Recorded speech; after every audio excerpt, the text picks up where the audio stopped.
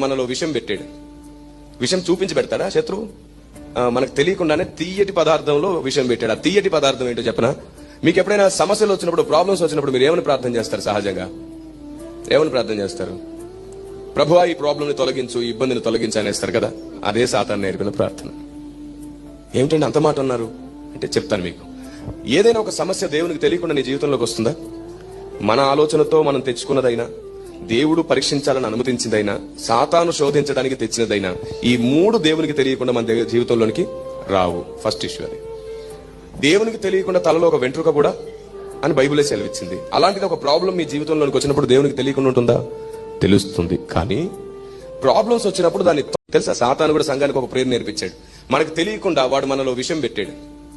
విషం చూపించి పెడతాడా శత్రువు? మనకు తెలియకుండానే తీయటి పదార్థంలో విషం పెట్టాడు. ఆ తీయటి పదార్థం ఏంటో చెప్పనా? మీకు ఎప్పుడైనా సమస్యలు వచ్చినప్పుడు, ప్రాబ్లమ్స్ వచ్చినప్పుడు మీరు ఏమని ప్రార్థన